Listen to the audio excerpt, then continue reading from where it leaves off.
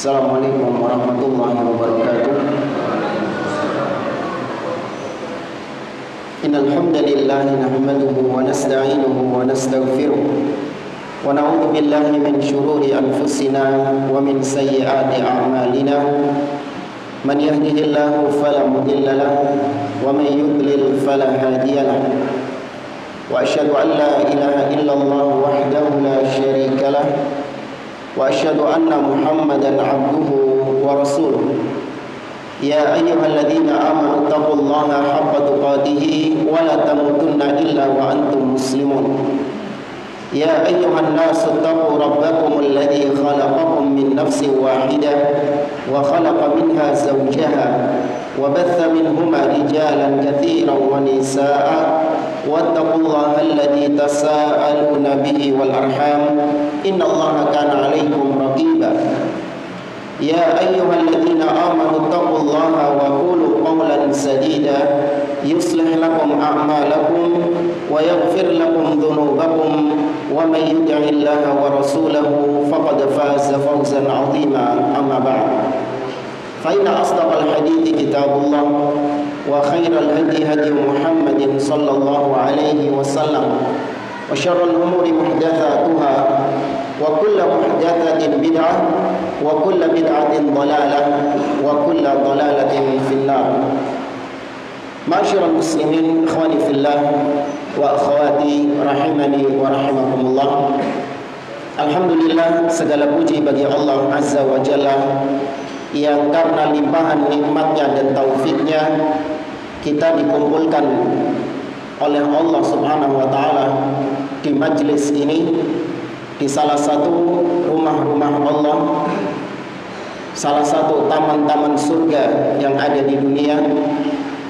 Kita duduk bersama untuk mempelajari beberapa perkara-perkara yang penting di dalam agama kita.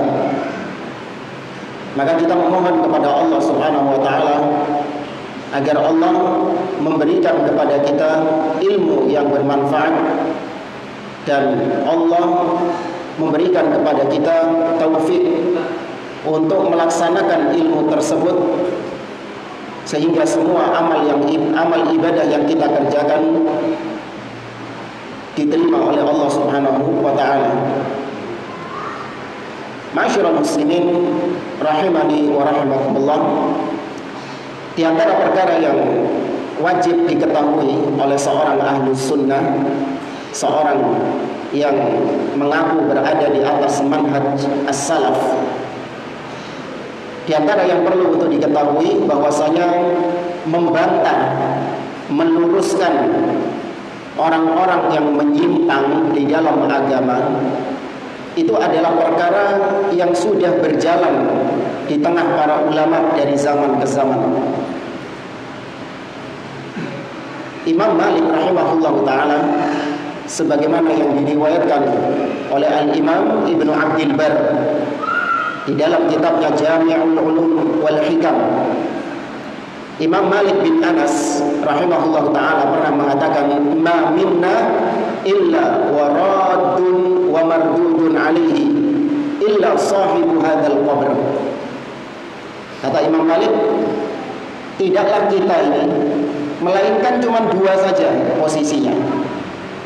Yang pertama, kita membantah orang lain atau kita dibantah sama orang lain. Ya, kita ini kalau nggak membantah, maka kita yang dibantah. Kecuali orang yang ada di kuburan itu, maksudnya Nabi SAW, maka kalau beliau tidak mungkin dibantah karena ucapan beliau wajib diterima. Maka mengkritik atau meluruskan penyimpangan itu adalah perkara yang dituntut di dalam syariat kita, perkara yang terpuji di dalam syariat kita. Bahkan dalam membantah penyimpangan tersebut, dalam meluruskan penyimpangan tersebut, itu ada sisi rahmat, ada sisi kasih sayang.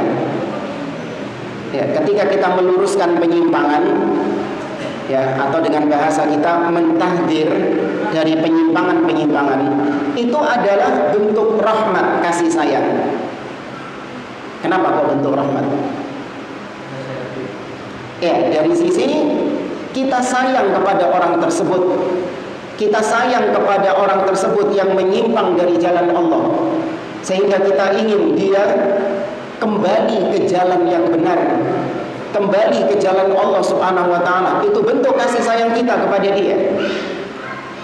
Demikian juga ketika kita memperingatkan kaum muslimin dari bahaya pemikiran seseorang, itu juga kasih sayang kita kepada kaum muslimin agar mereka tidak ikut tersesat bersama orang yang kita peringatkan dari kesesatannya itu.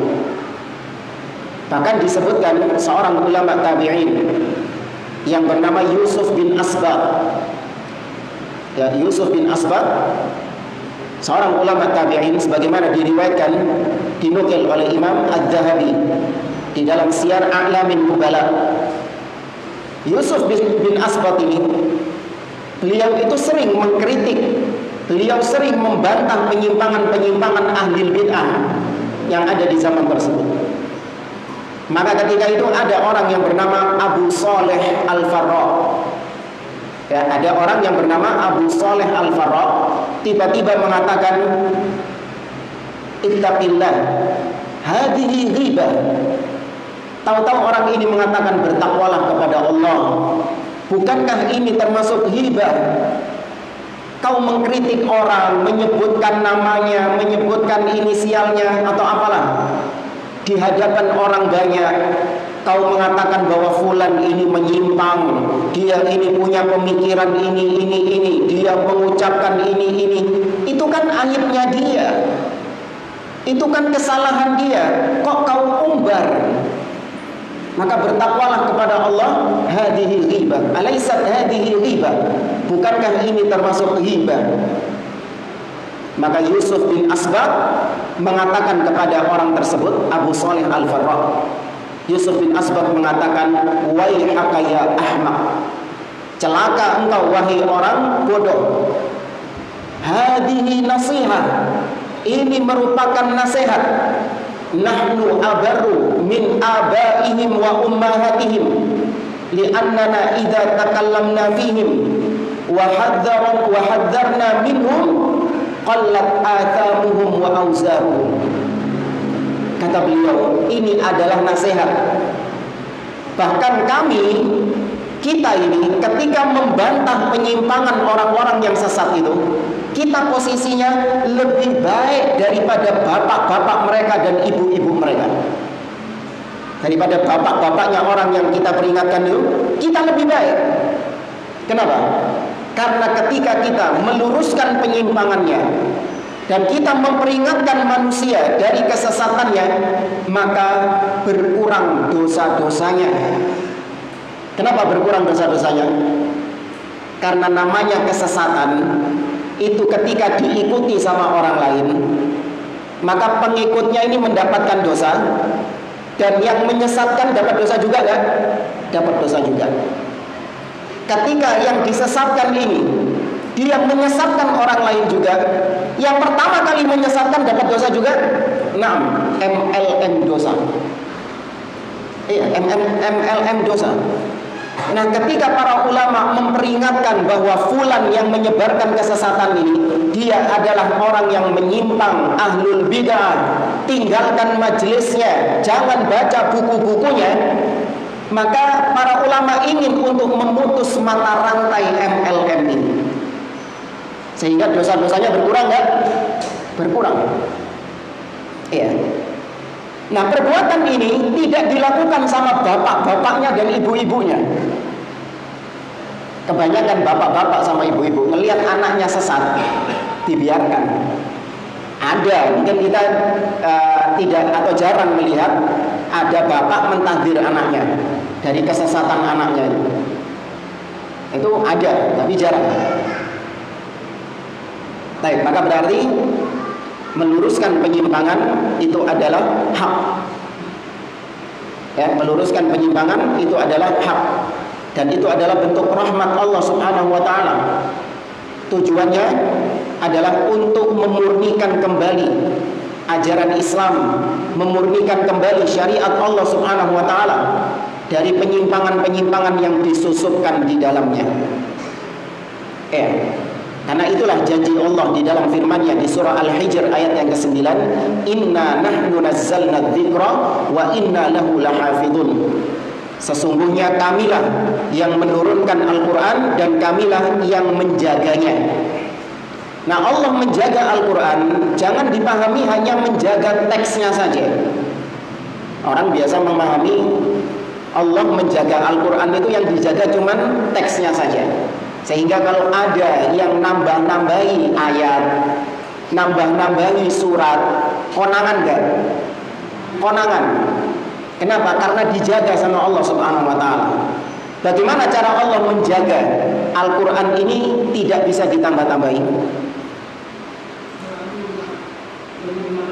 Nah, melalui penghafal-penghafal Al-Quran. Allah jadikan Al-Quran ini mudah dihafal. Sebagaimana firman Allah dalam surat Al-Qamar, "Walaqad yassarnal Qur'ana lidzikri fahal min muddakir." Dan sungguh kami telah mudahkan Al-Quran untuk diingat. Maka dengan banyaknya para penghafal-penghafal Al-Quran, bahkan anak-anak kecil itu sudah menghafal Al-Quran, maka kalau ada yang menambah-nambahi ayat langsung ketahuan. Tapi penjagaan Allah terhadap Al-Quran bukan dari sisi ini saja. Penjagaan Allah terhadap Al-Quran juga dari sisi pemahamannya, tafsirnya. Itu dijaga sama Allah Subhanahu wa ta'ala. Sehingga kalau ada seseorang, betul dia tidak nambah-nambahi ayat, ayatnya sama seperti Quran yang sekarang kita baca, tapi yang diselewengkan apa ya? Maknanya, tafsirnya, pemahamannya yang diselewengkan. Nah, Allah menjaga Al-Quran ini jangan sampai maknanya diselewengkan. Dengan cara apa? Membantah penyimpangan tersebut. Allah munculkan para ulama-ulama yang mentahdzir ahli bidah, yang menyelewengkan makna-makna di dalam Al-Quran tersebut. Maka itu tahdzir itu adalah bentuk penjagaan Allah Subhanahu wa taala terhadap syariat Islam dari perkara-perkara yang baru, perkara-perkara yang bukan dari Islam tapi dimasuk-masukkan di dalam agama Islam. Baik, jemaah rahimani wa rahimakumullah, di sini kita akan ringkaskan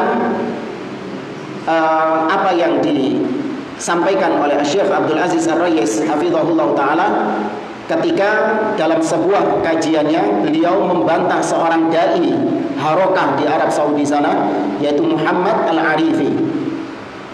Ya, pernah tahu Muhammad Al-Arifi? Atau ada yang ngefans sama Muhammad Al-Arifi? Ya. Nah, sebelum beliau membantah Muhammad Al-Arifi itu, beliau awali dengan muqaddimah. Dan muqaddimahnya ini luar biasa sekali isinya, yaitu tentang orang-orang yang anti terhadap masalah tahdzir. Ya, sebelum kita masuk ke materi ini, perlu kita sampaikan bahwasanya at-tahdzir itu diambil secara bahasa dari kata kerja hadzara yuhadziru, yang maknanya adalah memberikan warning, yang memberikan peringatan. Tahdzir itu terjadi pada perbuatan seperti kita mentahdzir antum dari perbuatan bid'ah. Saya peringatkan kepada antum tentang perbuatan bid'ah. Jadi yang saya tahdzir apa ya? Perbuatannya. Dan itu yang dilakukan Nabi SAW di setiap khutbahnya. Nabi mengatakan, wa iyyakum wa muhdatsatil umur, fa inna kulla muhdatsatin bid'ah wa kulla bid'atin dhalalah. Itu tahdzir dari Nabi kepada umatnya tentang perbuatan bid'ah. Nah, ini yang pertama. Yang kedua, yang saya tahdzir adalah langsung orangnya. Saya mentahdzir orangnya. Artinya saya memberikan peringatan kepada orang tersebut. Seperti misalnya apabila orang itu melakukan perbuatan maksiat, maka saya tahdir dia, ya akhi, ittaqillah, bertakwalah kepada Allah, ya takutlah kepada Allah Subhanahu wa taala, bahwa apa yang kau kerjakan ini adalah perbuatan kabirah min kabairid dzunub. Perbuatanmu termasuk perbuatan dosa besar yang diancam oleh Allah di dalam firman-Nya ini. Ya, kemudian hadis Nabi ini. Maka saya peringatkan engkau untuk meninggalkan perbuatan tersebut. Berhentilah dari perbuatan itu. Ya. Ini langsung yang saya tahdir adalah orang yang bersangkutan. Model yang ketiga tahdir adalah saya memperingatkan Anda dari bahaya sesuatu, dari bahaya orang lain. Saya katakan kepada Anda, hati-hati dengan dai-dai ahli bid'ah. Hati-hati dengan ustadz-ustadz yang sekarang banyak bergentayangan di medsos, yang tidak jelas keilmuannya, tidak jelas dia belajar kepada siapa, nggak jelas akidahnya, hanya bermodalkan retorika yang indah. Hati-hati, banyak muncul ruwaibidah, ustadz-ustadz dadakan, karena bagus di Facebook atau di medsos itu sering mengangkat tulisan-tulisan tentang agama, maka kemudian diustadkan. Maka saya peringatkan Anda dari bahaya orang-orang seperti itu. Ini tahdir model yang ketiga, yaitu saya peringatkan Anda akan kesesatan seseorang. Baik. Nah, jamaah rahimani wa rahimakumullah, Ahlus Sunnah menyikapi tahdir ini itu sebagaimana sifatnya Ahlus Sunnah, yaitu wasat, pertengahan. Ya, sebagaimana perkara-perkara yang lain, Ahlus Sunnah itu selalu di mana? Pertengahan. Dalam masalah iman, Ahlus Sunnah pertengahan antara Khawarij dan Mu'tazilah sih, Murji'ah. Oh iya, maksudnya Mu'tazilah ini sama Khawarijnya, ya. Kemudian dalam masalah dalam masalah karomah wali-wali Allah Subhanahu wa taala, Ahlus Sunnah pertengahan antara Mu'tazilah yang menolak adanya karomah dan antara apa? Sufi atau Asy'ariyah yang berlebih-lebihan dalam menetapkan karomah. Dan banyak, ya, Syekh Abdul Aziz Ar-Rais punya kitab khusus yang berkaitan dengan wasatiyah bainal ifrat wa tafrid, pertengahan antara ifrat yang berlebih-lebihan, ghulu atau tafrid yang meremehkan. Nah, kembali dalam masalah tahdir ini, Ahlus Sunnah tidak seperti orang-orang yang ghulu dalam masalah tahdir. Mereka mentahdir secara serampangan, tanpa kaidah-kaidah yang jelas. Bahkan perkara-perkara yang bukan termasuk perkara esensi dibawa kepada perkara-perkara yang besar. Contoh misalnya, ada seorang ustadz, dikenal ustadz ini sebagai seorang Ahlus Sunnah, berada di atas manhaj salaf. Kemudian ustadz tersebut kedapatan kamera seperti ini. Paham ya? Kedapatan kamera seperti ini. Nah, orang-orang yang hulu dalam tahdzir ini, mereka mengatakan, wah, ini ustadz gak bisa diambil ilmunya. Kenapa? Minum pakai tangan kiri. Ya, perkara seperti itu, tapi mentahdzir dengan tahdzir yang tidak pada tempatnya. Ya, kalaupun mentahdzir, maka yang diperingatkan adalah ustadznya. Ya, karena ini berkaitan antara dia dengan perbuatannya. Kemudian ada yang hulu dalam masalah tahdzir juga, yaitu perkara-perkara yang padahal di situ tidak ada kesalahan di dalamnya, tapi ternyata ditahdzir, diperingatkan umat dari bahayanya. Seperti sebagian hulatut tahdzir, mereka mentahdzir dai-dai yang berada di atas manhaj salaf hanya lantaran gara-gara menerima dana dari yayasan yang tertuduh ahli bid'ah. Baik, menerima dana, kalaupun memang dia dari ahli bid'ah, selama memang tidak dipersyaratkan dana tersebut, kalau kau terima dana tersebut maka syaratnya kau harus merubah akidahmu, syaratnya kau harus merubah manhajmu. Selama tidak ada persyaratan seperti itu, hukum menerima dana dari ahli bid'ah secara asal apa? Mubah. Jangankan ahli bid'ah, Nabi SAW menerima dari siapa? Orang-orang kafir. Mana tahu Nabi makan kambing yang sampai keracunan?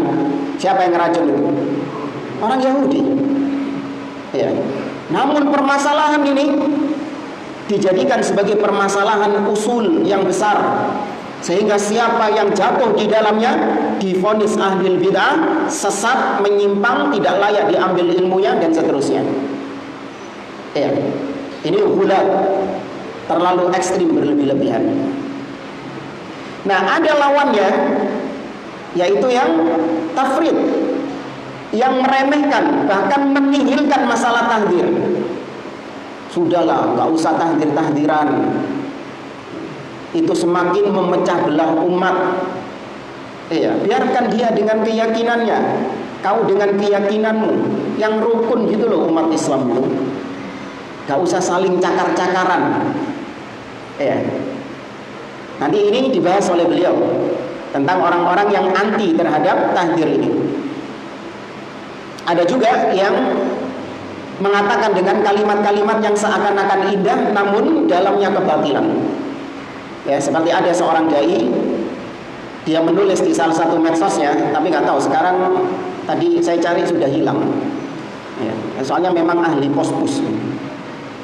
Ya, dia pernah menulis yang intinya kurang lebih bahwa seorang penuntut ilmu itu hendaklah dia sibuk mempelajari tafsir, sibuk belajar akidah, tauhid, sibuk belajar tentang hadis, sibuk belajar tentang fikih. Jangan langsung loncat ke masalah tahdir, katanya. Jangan langsung loncat ke masalah tahdir. Ini kalimat kalau dilihat secara sekilas seakan-akan benar. Namun di dalamnya penulis ingin untuk menihilkan masalah tahdir ini. Ingin untuk meniadakan masalah tahdir ini. Padahal kalau Anda belajar tafsir, Anda belajar akidah, Anda belajar fikih, di situ juga ada tahdir-tahdir ulama terhadap yang menyimpang dalam masing-masing pembahasan tadi. Apa mau di-skip? Anda misalnya belajar akidah ini, Anda lagi belajar akidah. Di dalam pembahasan tentang masalah akidah ada tahdir, bahkan seabrek tahdir ahlu sunnah terhadap ahli bidah. Jangan langsung loncat masalah tahdir, di-skip, gitu? Tidak.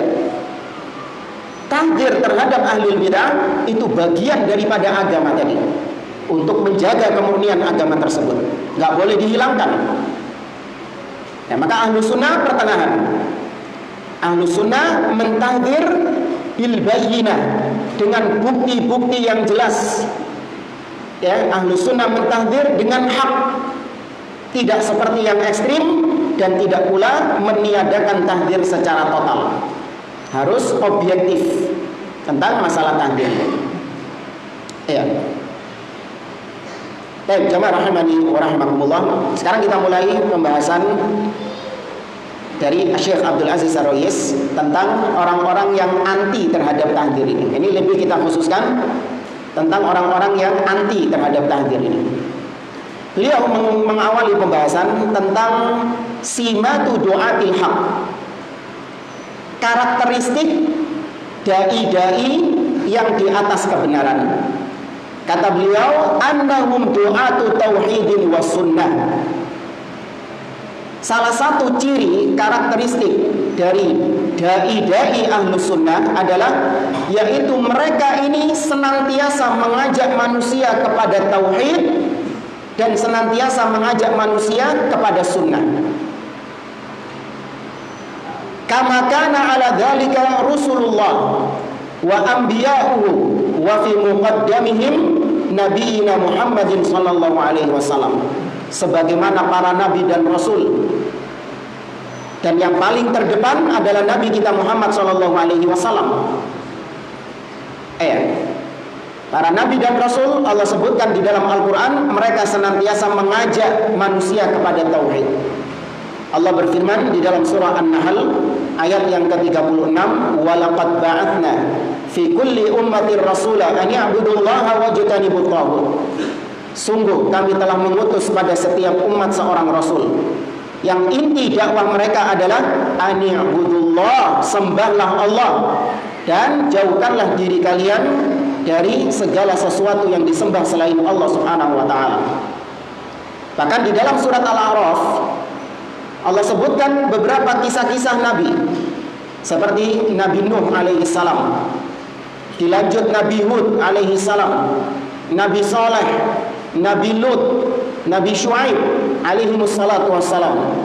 Allah kisahkan nabi-nabi ini di dalam firman-Nya, mereka semua berdakwah kepada kaumnya dengan kalimat yang sama persis. Mereka mengatakan kepada kaumnya, "Ya qaumi i'budullah ma lakum min ilahin ghairuh." Wahai kaumku, sembahlah Allah. Kalian tidak memiliki sesembahan lain selain Allah Subhanahu wa taala. Nah, kemudian beliau mengkritik.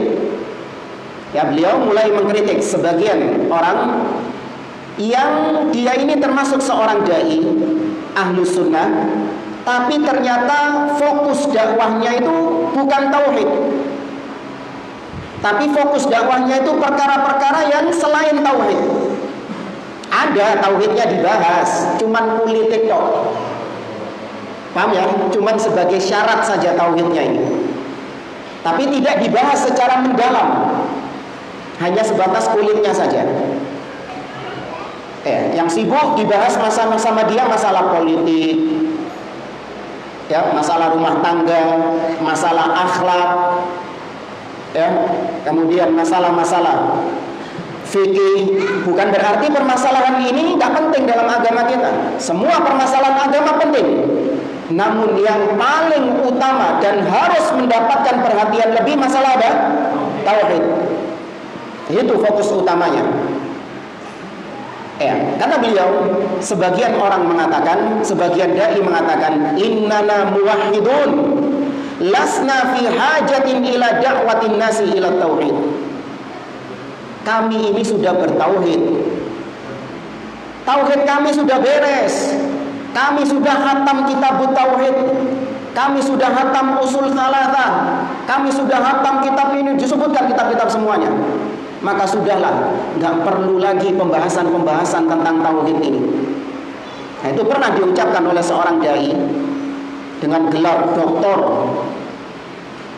Dia dikenal sebagai dai sunnah katanya di Indonesia ini. Tapi dia mengatakan bahwa kalau kita ini dakwahnya tauhid terus, kurang lebihnya seperti itu. Kalau kita ini dakwahnya tauhid terus, maka sama saja kita ini menyamakan jamaah kita seperti orang Yahudi Nasrani. Kenapa? Karena Mu'ad bin Jabal ketika diutus oleh Nabi kemana? Ke Yaman. Nabi memprioritaskan kepada Mu'ad untuk awal pertama kali dakwah apa dulu? Tauhid. Tapi yang didakwai sama Mu'ad ini orang apa? Yahudi dan Nasrani. Maka berarti kalau sampean dakwah tauhid terus, berarti Anda menyamakan orang yang Anda dakwah ini adalah Yahudi dan Nasrani. Berarti Anda takfiri. Paham maksudnya di sini? Kayak seperti misalnya saya membahas tauhid kepada Anda. Saya bahas tentang masalah tauhid kepada Anda. Berarti ketika itu saya posisinya sedang mengkafirkan Anda. Saya menganggap Anda ini Yahudi dan Nasrani yang gak paham tentang tauhid sama sekali. Nah, ini dai seperti ini gembosi dakwah tauhid. Padahal ulama dari zaman ke zaman sepakat tauhid adalah ciri khas dakwah salafiyah. Tauhid adalah karakteristik utama dakwah salafiyah, gak bisa dilepaskan. Salafi itu identik dengan tauhidnya. Ngaji sunnah itu identik dengan ngaji tauhid. Ya. Kalau Anda ngaku sudah ngaji sunnah tapi malas ngaji tauhid, jangan merasa bahwa Anda sudah ngaji sunnah. Yang dikaji selama ini cuma masalah-masalah rumah tangga, cuma masalah-masalah akhlak, tapi tauhid gak pernah dikaji. Gak usah ngaku sebagai salafi, gak usah ngaku sebagai ahlus sunnah. Karena ahlus sunnah itu nutrisinya sehari-hari adalah tauhid. Ya, bahasa kita badokannya salafi itu sehari-hari apa? Tauhid. Ya, tapi bolehlah sesekali pembahasan-pembahasan di luar itu. Tapi bukan itu prioritas utama. Sebagaimana Indonesia itu, orang Indonesia itu badokannya sehari-hari apa? Sego. Belum makan kalau belum makan nasi. Meskipun sudah makan pizza, sudah makan burger, sudah makan kebab, donat, martabak, terang bulan, entek kabeh misalnya. Iya, sudah habis semuanya, terus dihidangkan nasi. Mangan mana gak? Mangan mana? Ketika ditanya, kan lak mari mangan dong. Iya, aku belum makan saya. Saya belum makan dari tadi. Jadi pizza entek sakmono akene, donat terang bulan durung mangan, belum makan nasi. Maka demikian juga kalau ada seorang yang katanya ngaji sunnah, dia sudah ngaji rumah tangga, ngelontok misalnya, sudah ngaji fikih madhab, 4 madhab dia kuasai semuanya. Masalah politik apa siasah paham luar biasa. Masalah akhlak, masalah adab luar biasa dia pahamnya. Tapi masalah tauhid gak paham dia. Apa itu tauhid rububiyah, uluhiyah, asma wa sifat, nggak paham. La adri. Maka orang seperti ini belum ngaji sampean itu. Ya, kita katakan orang seperti ini belum ngaji. Kembali kepada materi ini. Atau tadi dari Pak Dokter tadi yang gembosi sunnah itu. Maka kata dia, sudah cukup umat Islam ini sudah paham tentang masalah tauhid. Nggak perlu diulang-ulang terus masalah tauhid ini. Mari kita mendidik umat bagaimana sholat yang benar, bagaimana akhlak yang benar, bagaimana ibadah yang benar. Sampai kapan umat ini terus dididik tentang masalah tauhid, nggak pernah diajarkan tentang sholat? Ini fitnah ini. Kapan Ahlus Sunnah menihilkan pembahasan tentang masalah sholat? Hanya belani bahas tauhid, wis sholat gak usah dibahas. Ojo sholat wis, yang penting tauhid, gitu. Ini tuduhan dusta. Maka dibantah oleh beliau bahwasanya ucapan seperti ini, hadhihi min awwali khutati syaitan. Ini adalah langkah-langkah syaitan, jeratan-jeratan syaitan, wa talbisihi ala ibni Adam, dan talbisnya syaitan kepada anak Adam. Kenapa demikian? Kata beliau, taruhlah seandainya, kata Pak Dokter tadi, tauhid kita sudah beres, kita sudah paham tentang masalah tauhid, yo wis. Maka muncul pertanyaan, tauhid siapa yang lebih baik, Anda ataukah para sahabat Nabi SAW? Tauhid siapa yang lebih baik? Para sahabat Nabi SAW. Sedangkan para sahabat, meskipun tauhid mereka sudah beres, Nabi tetap mendidik, menggembleng mereka dengan tauhid. Bahkan 5 hari sebelum Nabi wafat, dikala kondisi beliau yang sakit keras, Nabi masih sempat-sempatnya memberikan pendidikan tauhid kepada para sahabatnya. Yang notabene para sahabat, kalau 5 hari sebelum Nabi wafat, sahabat-sahabat ini sudah kenyang nggak sama tauhid? Warak misalnya. Tapi itulah Nabi SAW tidak ada putus-putusnya beliau mendidik para sahabat dengan tauhid. Nabi mengatakan 5 hari sebelum wafat, kata Nabi SAW, ala wa inna man kana qablakum ittakhadhu qubur anbiya'ihim masajid, ala fala tattakhidul qubur masajid fa inni anhaakum an dzalik. Ketahuilah Orang-orang sebelum kalian, umat-umat sebelum kalian, mereka menjadikan kuburan nabi-nabi mereka sebagai masjid. Maka janganlah kalian menjadikan kuburan sebagai masjid, karena aku melarang kalian dari perbuatan tersebut. Ini masalah apa ini?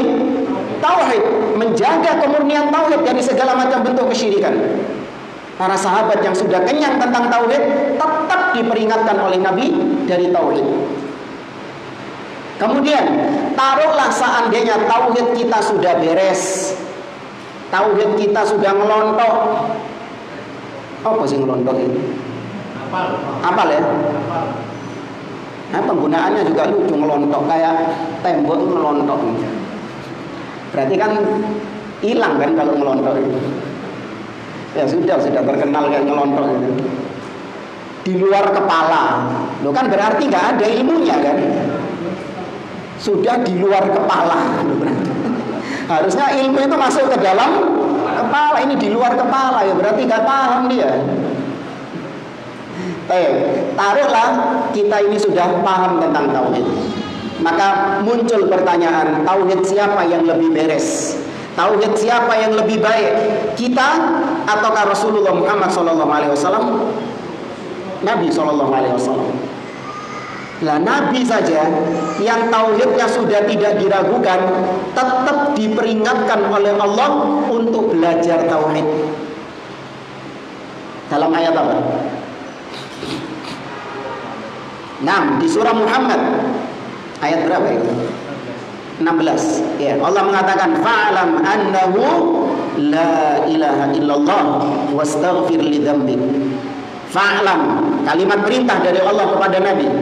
Sinawo, ya kan? Fa'lam, berilmulah, belajarlah wahai Muhammad tentang apa? Annahu la ilaha illallah, tidak ada yang berhak diibadahi dengan benar kecuali Allah Subhanahu wa taala. Ya, maka di sini beliau memperingatkan hati-hati dengan sebagian orang yang mereka menggembosi dakwah tauhid. Maka kata beliau, kalau kita sudah tahu bahwa tauhid ini prioritas, sampai-sampai Nabi dan para sahabat tetap diperingatkan tentang masalah tauhid, apalagi umat di zaman sekarang, apalagi ketika kesyirikan di zaman sekarang sudah merajalela. Apakah pantas seorang dai yang berbicara di hadapan khalayak ramai, punya channel YouTube, followersnya jutaan, viewersnya jutaan, tapi sama sekali tidak berbicara tentang masalah tauhid? Nggak pantas. Apalagi ngakunya salafi, apalagi ngakunya ahlus sunnah, punya followers yang banyak, tidak berbicara tentang masalah tauhid. Kalaupun berbicara tentang masalah tauhid, itu cuman kulitnya saja, dan itu pun jarang-jarang. Maka kata beliau, tidak pantas orang seperti ini. Ya, ini beliau tujukan kepada Muhammad Al-Arifi, ya, yang memang kalau dilihat ya, isi-isi kajiannya itu ya, hanya sebatas motivasi-motivasi, mau'idhah, namun tidak ada di situ pendidikan tentang tauhid. Kemudian kemudian beliau di sini mulai masuk kepada pembahasan tentang masalah tahdzir tadi. Kata beliau, tahdzir ini kan karena adanya suatu kesalahan, error. Ada seorang yang melakukan error atau dia melakukan kesalahan, maka muncul namanya tahdzir. Entah orangnya yang diperingatkan karena berbuat salah, atau orang ini yang berbuat salah ini kita peringatkan manusia dari bahaya orang ini. Sudah dijelaskan tadi ya pembagiannya itu ya. Ya. Maka munculnya itu karena ada kesalahan. Ya, tahdzir itu kalau bisa diibaratkan seperti ad-dawa, seperti obat. Ya, obat itu baru dikonsumsi sama seseorang apabila memang ada apanya? Ada penyakitnya. Ya, apabila ada penyakitnya. Dan obat itu diberikan kepada pasien sesuai dengan kadar apanya? Penyakitnya. Kalau penyakitnya ringan, maka dikasih dosis yang ringan. Tapi kalau penyakitnya berat, maka dikasih tindakan yang berat. Seperti apa? Amputasi jamaah. Iya kan? Seperti amputasi. Kalau ada orang luka, ya kan? Kalau memang lukanya ini bisa diobati dengan dosis yang ringan, maka diobati dengan dosis yang ringan. Tapi kalau lukanya ini sudah terlalu parah, ya, lukanya ini bukan luka kecil tapi luka yang parah, maka untuk menyelamatkan tubuh semuanya harus diapakan? Amputasi. Maka demikian juga kalau ada seorang dai, seorang ustadz yang dia itu punya kesalahan, maka kesalahannya ini kalaupun memang ringan, maka diobati dengan obat yang ringan. Ya. Diobati dengan obat yang ringan, ditahdir dengan tahdir yang ringan. Ya, dengan kalimat yang bijak, dengan kalimat yang baik. Ya, Ustadz Fulan, beliau itu punya kebaikan yang banyak. Beliau ini ilmunya luar biasa, tapi dalam masalah ini beliau tergelincir. Dalam masalah ini beliau keliru. Seharusnya yang benar adalah begini, begini, begini. Ini apabila yang salah dari kalangan apa? Ahlus sunnah. Ya, kalau yang keliru dari kalangan ahlus sunnah, maka menasihatinya seperti itu.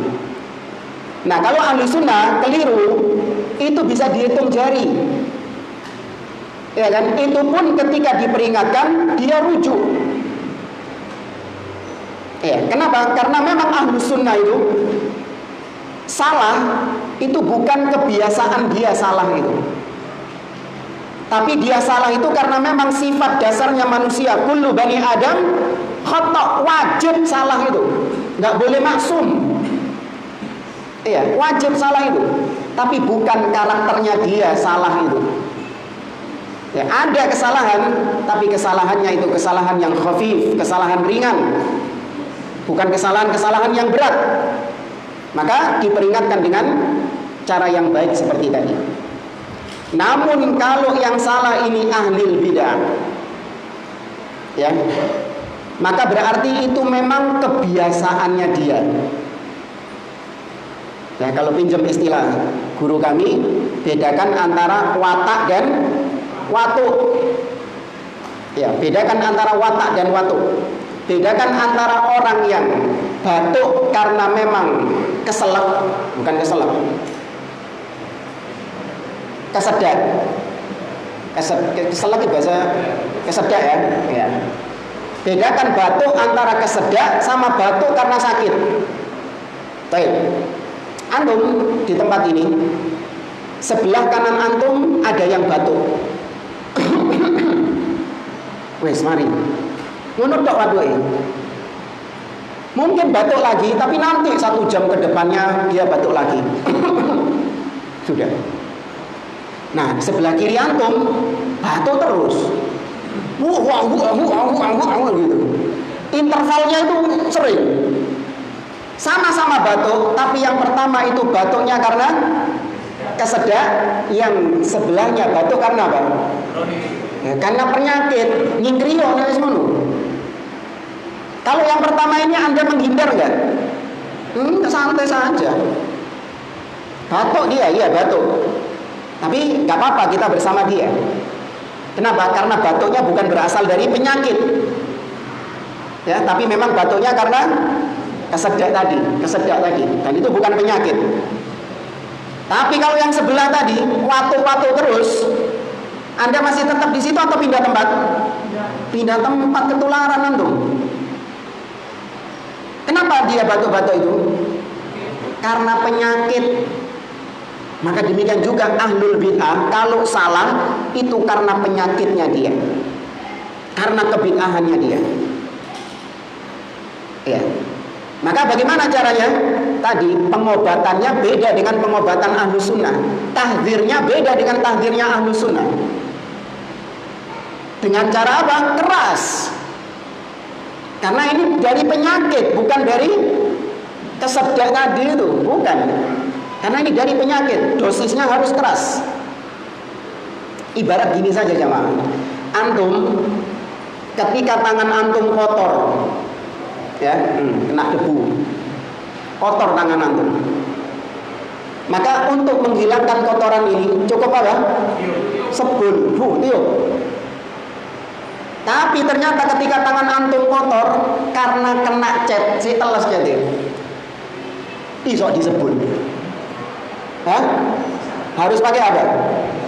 Bensin, timer, dikerik, lorong, sakit. Ya, namanya tahdzir tergantung siapa yang ditahdzir. Ya, Ustadz ada ahlu sunnah itu dia itu. Tapi kenapa tahdzirnya kok keras? Ya ahlu sunnah, ya benar orang bilang dia ahlu sunnah. Tapi kesalahan-kesalahan yang dia jatuh di dalamnya itu bukan kesalahan-kesalahan ahlu sunnah. Karena kesalahan yang dia jatuh di dalamnya itu kesalahan perkara-perkara yang besar. Contoh misalnya ya, ada seorang ustadz salafi dikatanya, ahlu sunnah, tapi dia mengucapkan ucapan-ucapan Jahmiyah. Satu tok dia mengucapkan ucapan Jahmiyah. Apa itu misalnya? Misalnya dia mengatakan bahwa iman itu hanya sebatas pengetahuan saja, ma'rifah. Ya, ini ucapan Murji'ah tapi dari kalangan Jahmiyah. Baik, ketika ada orang jatuh dalam kesalahan seperti ini, apakah dia masih tetap dianggap sebagai ahlu sunnah? Hah? Tidak, karena ini kesalahan perkara yang besar, bukan kesalahan sepele ini. Nah, maka di sini dibagi sama beliau. Kalau antum masih bingung, di sini beliau membagi kesalahan-kesalahan seseorang itu bagaimana mengklasifikasikannya. Baik, kata beliau, annal akhta' fi syariah laysat ala darajatin wahidah. Kekeliruan, kesalahan, error itu tidak satu level. Namanya kesalahan itu tidak satu level. Baik, ada kesalahan yang terjadi pada masalah-masalah yang boleh khilaf di dalamnya. Ya, ada permasalahan yang di situ boleh khilaf, artinya boleh berbeda pendapat, tapi ternyata dia salah dalam pendapatnya itu. Nah, itu masalah ijtihadiyah namanya. Seperti apa? Baru kemarin itu loh. Hah? Iya, masalah Dzulhijjah. Ya kan? Masalah Dzulhijjah. Antara yang menetapkan Dzulhijjah dengan melihat hilal masing-masing negeri dengan yang menetapkan Dzulhijjah dengan pakai hisab.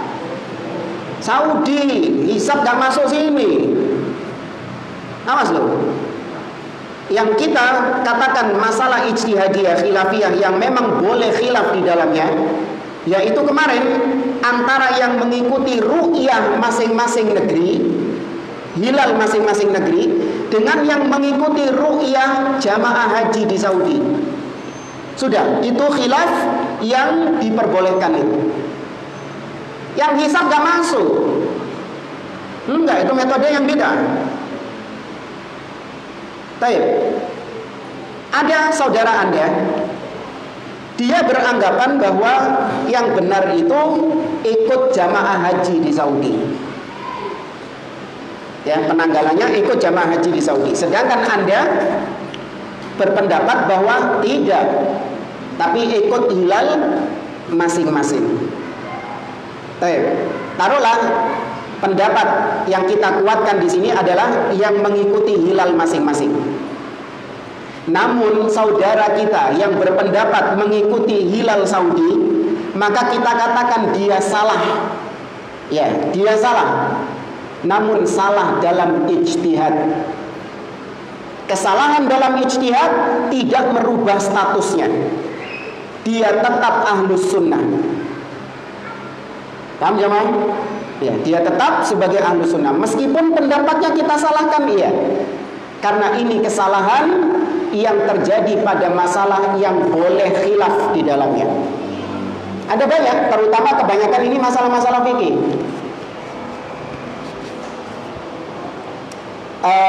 tentang menyentuh kemaluan setelah wudhu, membatalkan wudhu atau tidak membatalkan wudhu? Membatalkan wudhu. Ada yang khilaf, beda pendapat. Tidak membatalkan wudhu. Tidak bisa digabungkan kan? Anda harus memilih pendapat salah satunya. Taruhlah Anda mengatakan yang benar adalah yang membatalkan wudhu, misalnya. Maka ketika ada saudara Anda yang berpendapat bahwa tidak batal ketika memegang kemaluan, maka Anda mengatakan kau keliru, kau salah. Namun meskipun demikian, kau masih ahlus sunnah. Kesalahannya itu ditolerir. Boleh dinasehati, diskusi secara baik, boleh. Paham di sini jenis kesalahannya? Ya, kesalahan dalam ijtihadiyah. Jadi jangan semua digasak masalah khilafiyah.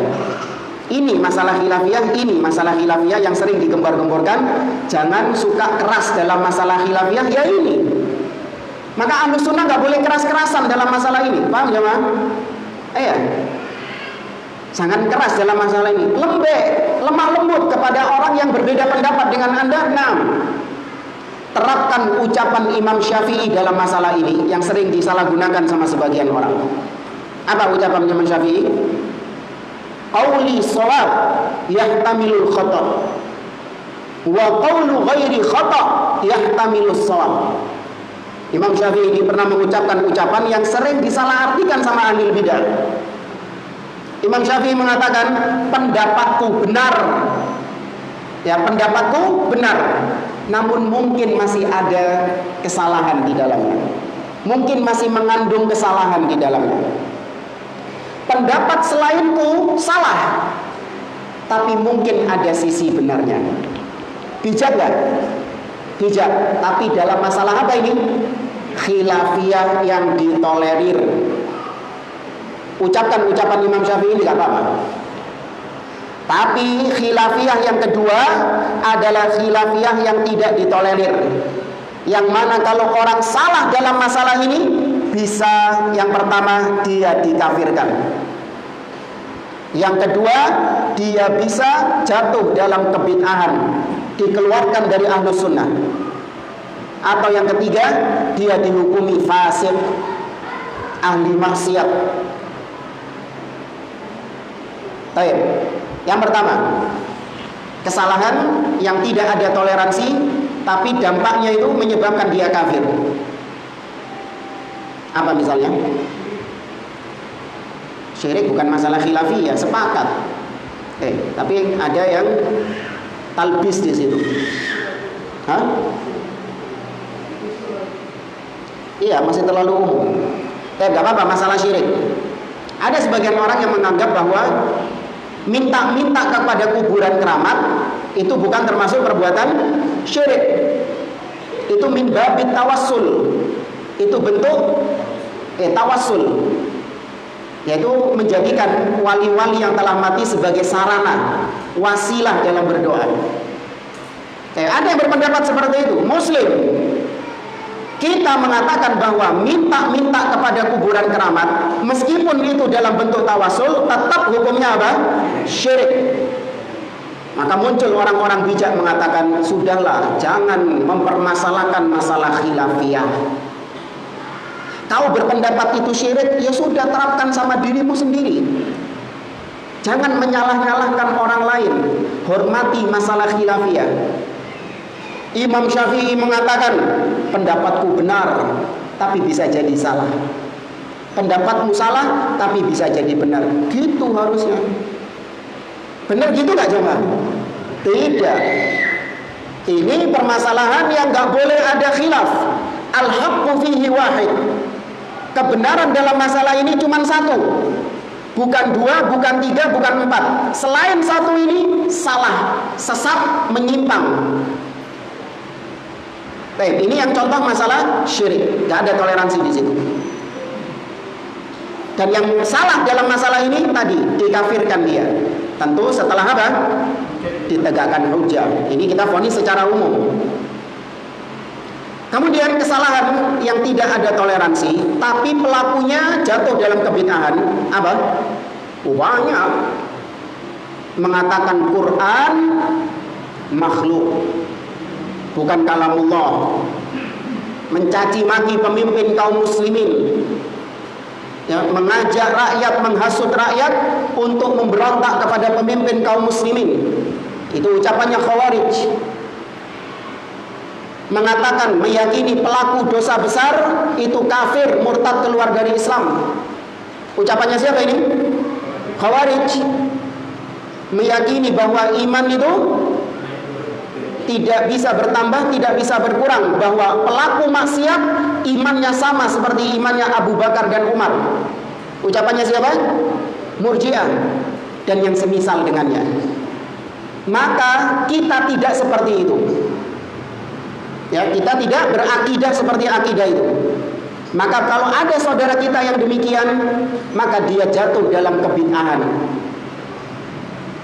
Ya, dia jatuh dalam kebid'ahan. Ada Anda meyakini Allah itu di atas. Ya, Anda punya keyakinan Allah di atas. Teman Anda punya keyakinan Allah di mana-mana. Allah ada tanpa tempat. Ya, Allah tidak di atas, tidak di bawah, tidak di kanan, tidak di kiri, tidak di depan, tidak di belakang. Berarti Allah nggak ada gitu.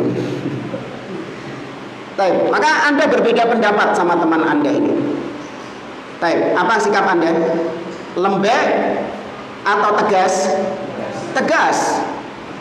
Iya, jangan disamakan dengan permasalahan yang pertama tadi, jangan. Tegas. Katakan bahwa Allah di atas, yang mengatakan selain itu maka dia ahli bidah. Gak ada toleransi ya dalam masalah ini. Nah, sebagaimana Imam Syafi'i, kalau dalam masalah yang kedua ini, Imam Syafi'i tidak ada toleransi. Imam Syafi'i mengatakan tentang hukum orang yang belajar ilmu kalam, ilmu filsafat. Ahlussunnah sepakat bahwa ilmu kalam, ilmu filsafat bid'ah di dalam agama. Maka barang siapa yang mempelajarinya, dia jatuh dalam kebid'ahan. Imam Syafi'i tidak ada toleransi dalam masalah ini. Beda sama ucapan yang pertama tadi. Imam Syafi'i mengatakan hukmi fi ahlil kalam an yudrabu bil jaridi wan ni'al wa yutafu bihim bainal asyair wal qabail wa yuqalu hadza jazaa'u liman tarakal kitab was sunnah wa aqbala ala ilmil kalam. Kata beliau, hukumanku bagi orang-orang yang belajar filsafat ilmu kalam adalah dipukul dengan pelepah kurma, dipukul dengan kelompen. Tahu kelompen? Bagian. Iya, dikepui. Kemudian diarak keliling kampung. Seraya dikatakan kepada orang-orang kampung, iki loh balasan bagi orang-orang yang belajar ilmu kalam dan meninggalkan Al-Quran dan Sunnah. Ada toleransi Imam Syafi'i? Seperti yang pertama tadi? Tidak ada. Baik. Dan ada kesalahan-kesalahan yang menyebabkan seseorang jatuh dalam perbuatan fasik, dan perbuatan maksiat, sehingga pelakunya itu statusnya menjadi fasik, seperti zina, ya, atau minum khamr, atau judi, membunuh, berdusta, dan yang semisal dengannya. Maka ini tingkatan-tingkatan kesalahan. Kalau mau kita urutkan ada 4 tadi. Kesalahan dalam masalah ijtihad, tidak merubah status seseorang. Kemudian kesalahan dalam maksiat yang merubah statusnya menjadi fasik. Yang ketiga, salah dalam masalah kebid'ahan. Salah jenisnya bid'ah, kesalahannya itu jenisnya bid'ah, sehingga menyebabkan orangnya itu menjadi ahli bid'ah. Dan ada kesalahan yang bentuknya kekufuran, yang menyebabkan orangnya keluar dari Islam, menjadi orang kafir. Nah, itu tingkatan-tingkatan kesalahan itu harus bisa diklasifikasikan. Maka kemudian kata beliau, Ahlus Sunnah itu melihat pada jenis kesalahan. tidak melihat pada banyaknya kesalahan. Tapi sebelum itu, di sini beliau menjelaskan apa kaidah, ketentuan atau bagaimana cara membedakannya, Ustaz? Ya kan? Bagaimana cara membedakannya? Ini permasalahan khilafiyah yang ditolerir dan ini permasalahan khilafiyah yang tidak ditolerir. Bagaimana cara membedakannya? Kalau tadi dikatakan yang ditolerir itu kalau masalah fikih, yang nggak ditolerir itu kalau masalah akidah, ini juga masih terlalu umum. Artinya nggak semua perkara fikih itu bisa ditolerir. Demikian juga nggak semua perkara akidah itu nggak bisa ditolerir. Ada perkara fikih, ada perkara akidah yang bisa ditolerir. Ya, khilafiyah, perbedaan pendapat dalam masalah akidah yang bisa ditolerir. Para ulama berbeda pendapat tentang apa yang ditimbang di mizan. Mizan di hari kiamat itu, timbangan. Faman thaqulat mawazinu itu loh. Para ulama khilaf, apakah yang ditimbang nanti di hari kiamat itu uangnya, orangnya langsung yang ditimbang, atau yang ditimbang itu amalannya, atau yang ditimbang catatan amalannya. Beda loh, amalan sama catatan amalan beda.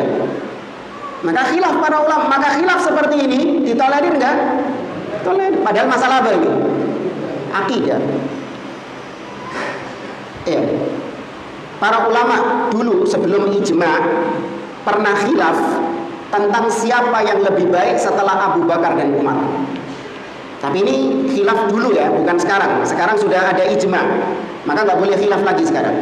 Tapi dulu pernah terjadi khilaf, siapa yang lebih utama setelah Abu Bakar dan Umar.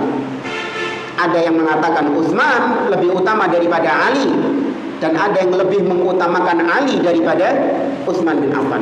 Itu dulu, tapi setelah itu terjadi kesepakatan bahwa yang lebih utama siapa? Utsman bin Affan, sesuai dengan urutan kekhalifahannya. Ya.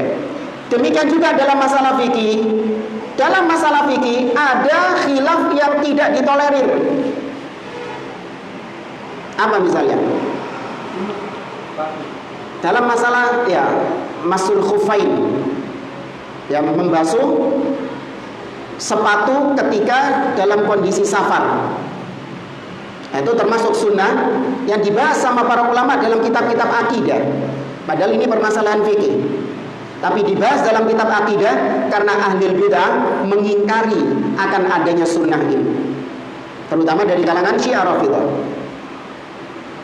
Itu orang kalau misalnya dia safar, dia diperbolehkan untuk ketika berwudu tidak melepas sepatu atau alas kakinya. Tapi ketika membasuh bagian kakinya, maka cukup dibasuh apanya? Atasnya saja. Nah, ini diingkari sunnah ini. Maka yang mengingkari sunnah membasuh khuf, dia jatuh dalam kebid'ahan. Padahal ini masalah apa? Fikih. Masalah fikih, bukan akidah itu. Tapi masuk pembahasan akidah. Kemudian ada perbedaan pendapat. Anda meyakini, masalah fikih ini, Anda meyakini sholat 5 waktu itu wajib. Wajib hukumnya. Nah, kawan Anda, teman Anda mengatakan sholat 5 waktu gak wajib. Wah, ini khilafiyah. Mari kita saling toleransi. Pendapat saya benar, tapi bisa jadi salah. Iya, sholat 5 waktu itu wajib, tapi bisa jadi gak wajib.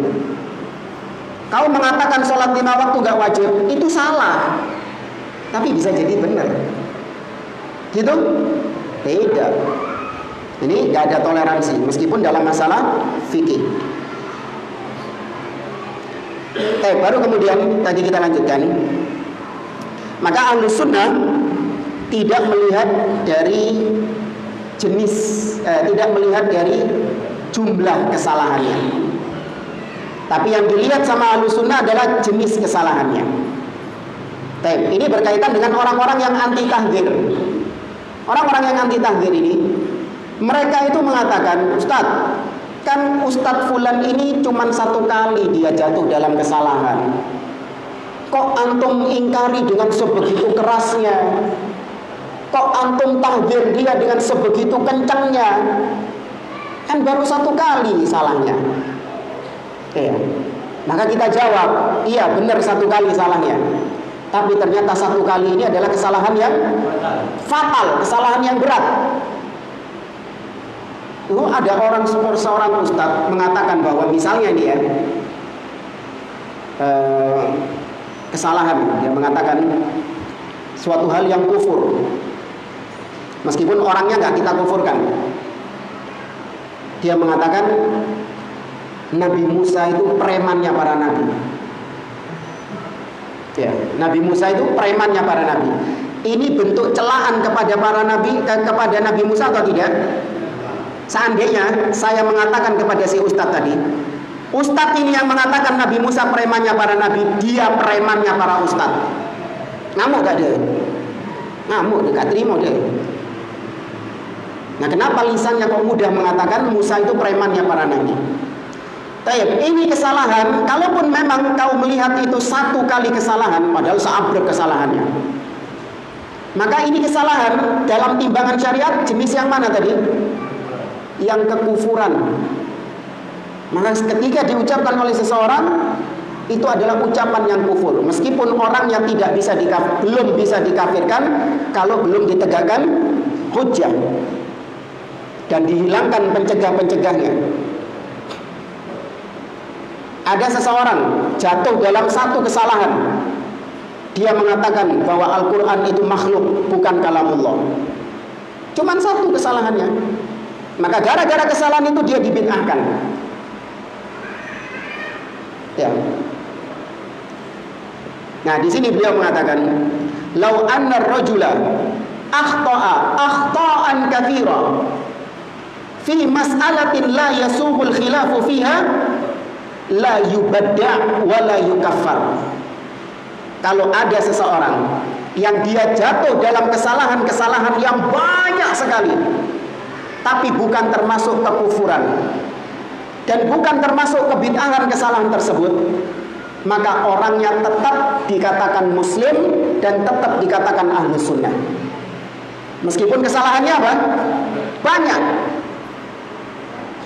Ya, maka kata beliau, jangan melihat kepada jangan melihat kepada jumlah kesalahan, namun lihatlah kepada jenis-jenis kesalahannya.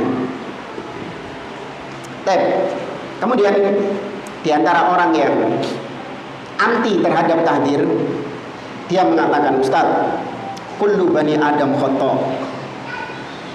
Semua anak Adam itu pasti berbuat salah. Maka sudahlah, jangan keras-kerasan, jangan tahdir-tahdiran. Wajar orang jatuh dalam kesalahan, itu wajar. Kok kau tahdir?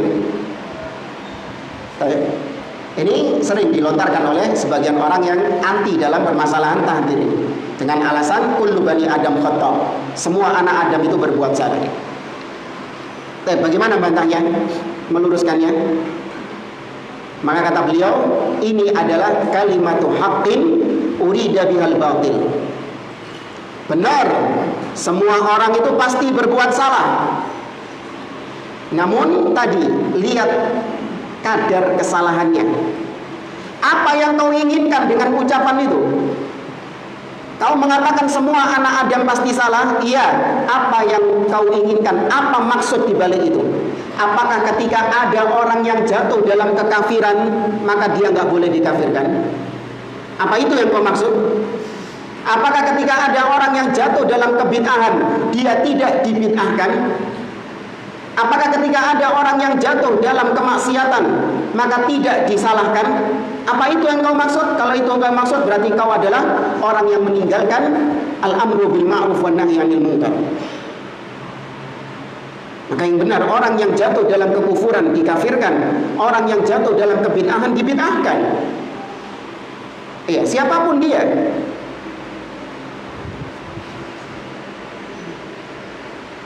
Baik jamaah rahimani wa rahimakumullah. Kemudian kata beliau, inna lil haqqi mi'yaran wa mizanan. Kata beliau, kebenaran itu ada mizannya, ada timbangannya. Seorang itu menimbang sesuatu benar atau salah, itu punya timbangan dia itu. Dengan apa kau menimbang ucapan fulan ini? Kenapa fulan ini kau tahdzir? Apa timbanganmu ketika mentahdzir fulan ini? Iya, timbangan saya hawa nafsu. Kenapa kau mentahdzir fulan? Gak seneng, gak enak rai ini. Loh, kok timbanganmu rai itu loh, kau kenapa mentahdzir fulan? Iya, karena fulan ini dia itu, saya pernah ketemu sama dia, saya sapa dia, ternyata dia itu kok sikapnya dingin kepada saya. Maka saya nggak senang sama dia, saya peringatkan teman-teman untuk tidak mengambil ilmu dari dia. Ini mizannya nggak jelas, timbangannya nggak jelas. Nah, seorang ketika mentahdzir itu, dia punya timbangan yang jelas. Apa timbangannya? Kitabullah, sunnah Nabi SAW dengan apa yang dipahami oleh para salafus soleh.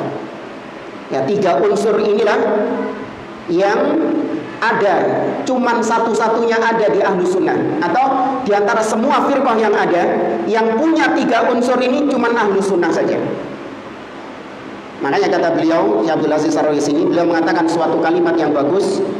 Kata beliau, inna mimma tamayyaztum bihi ahlus sunnah min sa'iri tawaifi ahli bidah annakum qayyadtum afhamakum bi kitabillah wa sunnati nabi sallallahu alaihi wasallam wa fahmi salafi hadhihi ummah. Sesungguhnya yang membedakan kalian wahai ahlus sunnah, ya, yang membuat kalian spesial wahai ahlus sunnah di antara semua firqah-firqah ahli bid'ah, maka yang membuat antum spesial ini adalah antum mengikat pemahaman antum dengan Al-Quran dan Sunnah di atas pemahaman siapa? Salafus saleh. Ahli bid'ah gak duwe ngono. Ahli bid'ah gak punya seperti itu. Mereka mengikat Al-Quran dan Sunnah dengan hawa nafsunya, dengan akalnya, dengan rokyunya, dengan pendapat nenek-nenek moyangnya, atau dengan ADART, visi dan misi yayasannya, organisasinya. Tapi Ahlus Sunnah tidak. Timbangan mereka itu jelas, Al-Quran dan Sunnah dengan pemahaman as-salaf. Dulu kalau kita belajar awal-awal kali tahu manhaj salaf, kita mengukur seorang dai itu salafi atau tidak, ukurannya itu gak jelas. Ya, dulu kita mungkin waktu itu masih SD ya wajar, liar pikirannya. Kita menganggapnya itu yang salafi itu adalah ketika ya jenggotan. Ternyata setelah itu ngelihat orang-orang sufi jenggotan bisa. Oh, berarti bukan ini cirinya. Timbangannya itu bukan jenggotan. Maka pindah ke timbangan yang lain. Kalau ngimami sholat gak bismillah. Ya, naik subuh gak kunut. Ya, wah ini. Ternyata lambat laun, ya, ahli bid'ah mereka juga kalau sholat gak pakai bismillah, tidak menjaharkan, mengeraskan bismillah. Ya, dan juga gak pakai kunut. Wah, bukan ini berarti. Oh, berarti dilihat dari ceramahnya. Nah, ini baru mulai masuk ke ceramahnya. Salafi itu kalau ceramah mesti awalnya innal hamdalillah nahmaduhu wa nasta'inuhu wa nastaghfiruh. Itu. Ternyata setelah lambat laun belajar, ada juga ahli bid'ah yang dengan khutbatul hajah. Dan maka timbangan-timbangan yang gak jelas seperti itu. Ya, sampai kita mengenal 3 unsur tadi, yaitu apa yang disepakati oleh para salaf, itu timbangannya. Seorang dikatakan di atas manhaj salaf ketika dia memahami kitabullah dan sunnah dengan apa yang dipahami oleh para salafus soleh. Namanya saja salaf. Dulu kita nggak tahu salaf itu dikira ya sebuah perkumpulan, sekte tertentu, kelompok tertentu. Ternyata setelah tahu salaf itu maknanya adalah para sahabat, tabi'in, Dan dakwah salafiyah artinya adalah ajakan, seruan untuk memahami agama ini dengan pemahaman salaf. Barulah kita mendapatkan gambaran timbangan yang jelas dalam mengukur sesuatu ya, dan harusnya seperti itu. Kata beliau, yanbaghi an turja'al mawazin ila syar'illah. Hendaklah kita mengembalikan segala sesuatu dalam timbangan syariat Allah Subhanahu wa taala. La ilal awatif. Jangan menimbang sesuatu dengan perasaan. Wala ilal adwaq. Jangan menimbang sesuatu dengan rasa, sense. Ya, jangan menimbang sesuatu dengan itu. Wala ilal hamasat. Jangan menimbang sesuatu dengan bermodalkan semangat yang membara. Wa innama ila syariati Muhammad bin Abdullah sallallahu alaihi wasallam. Tapi timbang sesuatu dengan agama yang dibawa oleh Nabi Muhammad sallallahu alaihi wasallam. Kenapa ini perlu dibawakan dalam masalah tahdzir? Nah, orang-orang yang menolak tahdzir itu, mereka menimbang tahdzir itu dengan perasaan. Ustaz, jangan mentahdzir fulan. Kesian dia itu. Kan dia ini mu'alaf. Dia baru belajar berdakwah, niatnya baik untuk mengajak manusia. Kok antum tahdzir dia, antum anggap dia menyimpang. Nanti kalau dia murtad lagi gimana? Tuh. Nah, itu terjadi. Pernah kita memperingatkan tentang bahaya seorang dai yang katanya mantan pastor. Ya, Masya Allah, tidak tanggung-tanggung mantan pastornya ini lulusan S3 Vatikan, luar biasa. Tapi kalau ngomong masalah agama, atau dia ini gak pernah tahu riwayat belajarnya sama siapa. Ketika mengkaji, di kajian-kajiannya bermodalkan terjemahan. Bermodalkan kitab-kitab terjemahan artinya apa? Gak memiliki kemampuan dalam bahasa Arab. Dan itu gak boleh bagi seorang dai. Kemudian baca Quran saja gak entos, belepotan baca Al-Quran. Kemudian istinbat, mengambil hukum-hukum dari Al-Quran dan Sunnah itu ngawur luar biasa. Saya pernah dengar satu kajian yang dia mengatakan tentang firman Allah Subhanahu wa taala. Kata Allah Subhanahu wa taala, ayat yang mana ya?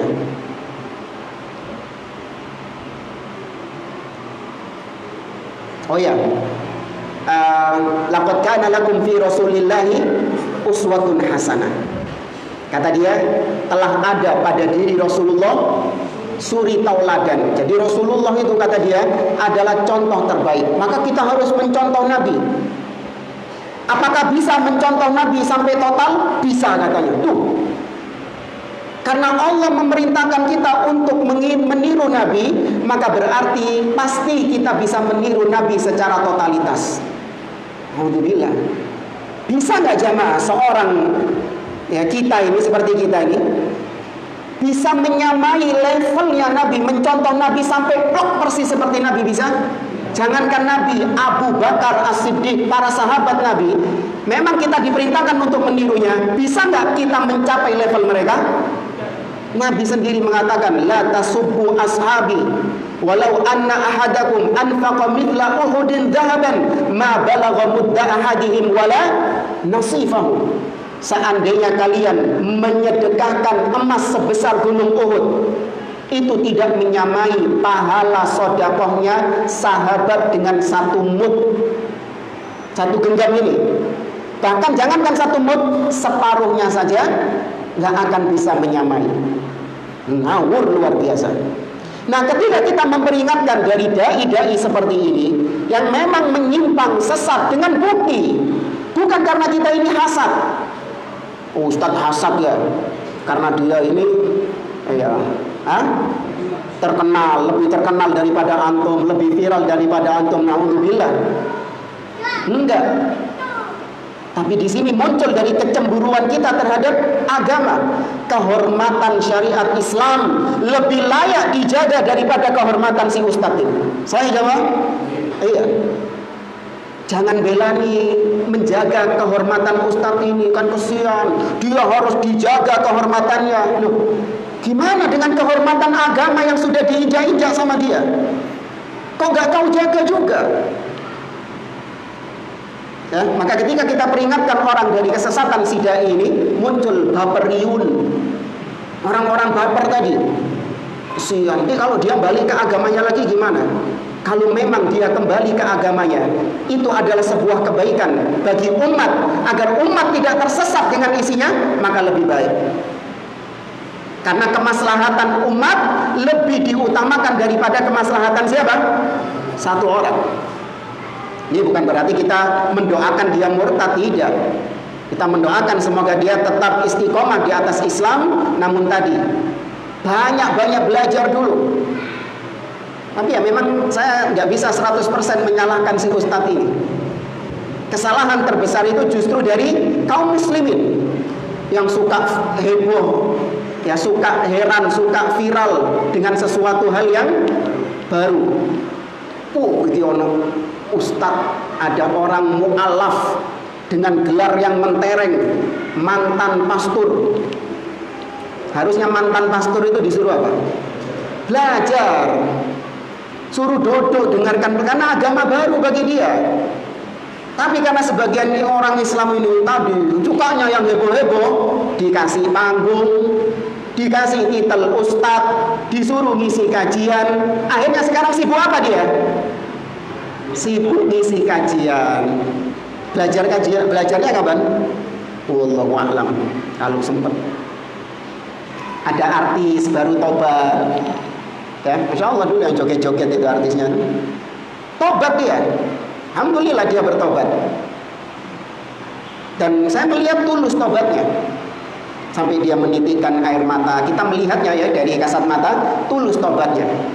Dan kita berharap ketika itu istiqomah di atas hidayahnya. Namun gara-gara sebagian jamaah, sebagian orang, ya ini yang merusak itu memang orang-orang seperti itu. Karena dia ini mantan artis, maka diundang ngisi pengajian. Awalnya cuma sebatas menceritakan bagaimana mendapatkan hidayah, ya, perjalanan spiritual, ya. Gimana mendapatkan hidayah? Saya dulu hidupnya begini.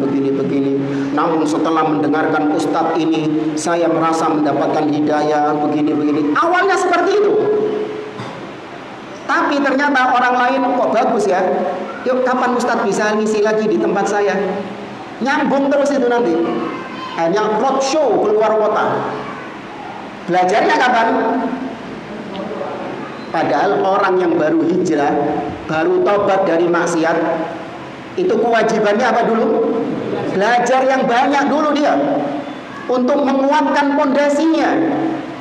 Karena orang yang baru hijrah ini masih apa pondasinya? Masih rapuh, masih labil. Ada angin sedikit wis apa? Roboh, dan roboh tenanan jangan. Ya kan?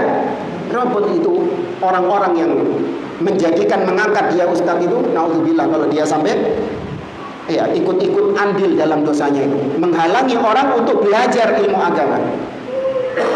Ya, maka buat antum kalau ada orang yang baru hijrah, artis baru tobat, mantan pastor masuk Islam, atau bahkan Paus Paulus sekalipun masuk Islam, si mau belajar. Jangan terus selfie. Anggap orang biasa gitu loh jamaah, nggak bisa kan? Kok mesti heboh gitu? Minta selfie lah. Iya, biarkan dia sama membaur seperti kita ini yang sama-sama belajar juga. Jangan menspesialkan dia. Tutup aibnya dia itu sudah. Ya.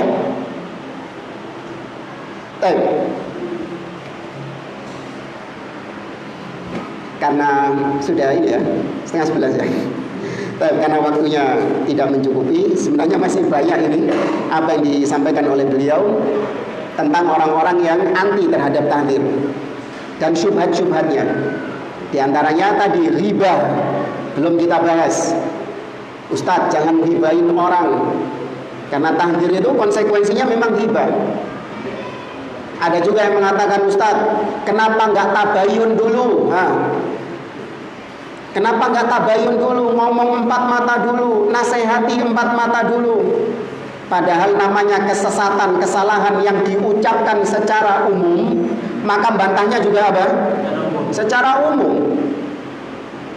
Berbeda dengan kesalahan yang dia sendiri melakukannya, antara dia dengan Allah Subhanahu wa taala, baru kita menasehatinya secara empat mata.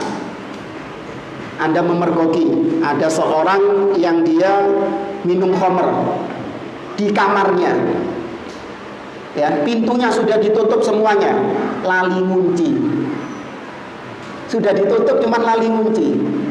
Anda masuk, jebret, konangan, ya. Maka apa pantas disebar? Tidak. Nasihati, iya, diluruskan, ditahdzir, tapi tahdzirnya apa? Langsung empat mata. Tapi kalau dia mengatakan di depan umum khamr itu halal, diglokok. Mentahdirnya gimana? Langsung depan umum. Coba melo-melo ini, sesat ini, ngawur ucapannya. Di depan umum gak ada masalah. Kok baper? Ya, wallahu a'lam bishawab. Ya, saya kembalikan ke moderator. Jazakallahu khairan. Ini ada 3 pertanyaan yang masuk. Tapi sebelumnya kepada para jemaah Ahmad, bagi yang ingin bertanya dimohon untuk menulis di kertas. Langsung saja kami sampaikan pertanyaan yang pertama. Bagaimanakah adabnya mentahdir seseorang itu, Ustaz? Apakah di tempat ramai atau di tempat yang sepi? Kemudian yang kedua, Cek ulangi lagi, nggak jelas. bagaimana adabnya mentahdir seseorang itu, apakah di tempat yang ramai atau di tempat yang sepi? Barusan biji terakhir ya. Jadi memang apa saya potong. Kan terkadang belum selesai materinya itu sudah bertanya dulu. Seharusnya sabar dulu, ya, baru kemudian tahu apa maksudnya itu. Jadi pernah dikisahkan Luqman itu yang Allah sebutkan dalam surah Luqman, walaqad ataina Luqmanal hikmah. Disebutkan oleh para ulama ahli tafsir, beliau itu satu zaman dengan Nabi Daud alaihissalam. Dan Nabi Daud punya kekuatan, dia diberikan kekuatan oleh Allah itu. Kata Allah, wa alanna lahul hadid. Kami lunakkan besi di tangannya Nabi Daud. Jadi Nabi Daud itu kalau megang besi, besi itu bisa menjadi lunak. Nah, Nabi Daud itu pernah bertemu dengan Luqman. Ketika itu Nabi Daud sedang melunakkan besi. Maka Luqman itu kebelet ingin bertanya kepada Nabi Daud, untuk apa kau melunakkan besi ini? Sudah ngempet, tapi ditahan sama Luqman. Sabar dia. Sampai akhirnya selesai, ternyata Nabi Daud bikin baju perang. Ya, akhirnya Nabi Daud bikin baju perang. Nah, dari situ Luqman nggak jadi bertanya. Kenapa? Karena sabar dia nunggu itu. Nah, ini nyindir halus kan. Yang kedua. Yang kedua, pertanyaan ini, Ustaz. Apa bedanya tahdir dengan nasihat? Nah, tahdir dengan nasihat itu umum dan khusus. Nasihat itu lebih umum, sedangkan tahdir itu sifatnya lebih khusus lagi. Maka tahdir itu adalah bentuk nasihat. Makanya tadi ucapannya Yusuf bin Asbad, beliau mengatakan ketika ditegur sama Abu Saleh Al-Farraq, Yusuf bin Asbad mengatakan, waihaka ya Ahmad, hadhihi nasihah. Celaka kau wahai orang yang bodoh, ini adalah nasihat. Ya, itu adalah nasihat. Mungkin pertanyaannya itu yang lebih layak itu, apa bedanya nasihat tahdir dengan ta'yir? Apa ta'yir itu? Ta'yir itu ngenyek, mencela. Ya, itu baru ada pembahasannya. Apa bedanya mentahdir yang merupakan nasihat dengan mencela? Karena ada orang yang mengatakan bahwa mentahdir tahdzir itu mencela, bentuk celaan. Nah, maka ada kaidahnya. Disebutkan oleh para ulama, kalau ternyata tahdzir itu dalam perkara-perkara duniawi atau perkara-perkara agama yang memang ada maslahatnya di situ, maka tahdzir ini jadi nasihat. Saya ulangi, apabila tahdzirnya itu dalam perkara duniawi atau dalam perkara agama dan ada maslahat yang hendak dicapai dari tahdzir itu, maka tahdzir ini nasihat. Tapi kalau tahdzir itu tidak ada maslahat yang hendak dicapai di situ, maka itu adalah bentuk celaan, bentuk caci makian, dan itu haram. Ya, ini berdasarkan sabda Nabi SAW ketika ditanya oleh seorang sahabiah yang bernama Fatimah bintu Qais. Ya, Fatimah bintu Qais ini dilamar sama 3 orang pria sekaligus. Ya gak sekaligus ya, maksudnya gantian gitu loh. Gak 3 orang ini janjian ngelamar, bukan. Ya, maksudnya yang satu datang kemudian besoknya ada lagi gitu. Ada yang tahu siapa 3 orang ini? Yang pertama Abu Jahm. Ya, yang pertama namanya Abu Jahm. Yang kedua Muawiyah bin Abi Sufyan. Dan yang ketiga siapa? Nah, ini nanti yang jadi suaminya dia, Usamah bin Zaid. Ketika ditanya, ya Rasulullah, ada 3 orang yang melamarku itu, maka bagaimana menurutmu? Kepada siapa aku menikahinya? Maka Nabi mentahdzir 2 orang. Ya, Nabi mentahdzir, memperingatkan Fatimah dari 2 orang. Yang pertama Abu Jahm. Nabi mengatakan, wa amma Abu Jahm, adapun Abu Jahm, fala yadau asahu an atikihi.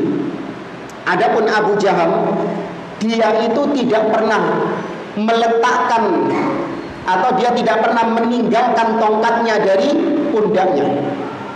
Bisa 2 maknanya. Bisa dia sering bepergian. Nah, ini artinya bepergian kan? Suka safar, engko kon ditinggal karo bojomu. Kon ora rabi ambek dhek, ditinggal lunga terus kon. Gitu maksudnya. Apa yang kedua? Tongkat yang enggak pernah lepas, maksudnya apa? Memukul. Baik, ini menyebutkan cacatnya enggak? Iya, di depan Fatimah bintu Qais. Tapi ada maslahat yang hendak dicapai sama Nabi di situ, meskipun maslahatnya maslahat duniawi.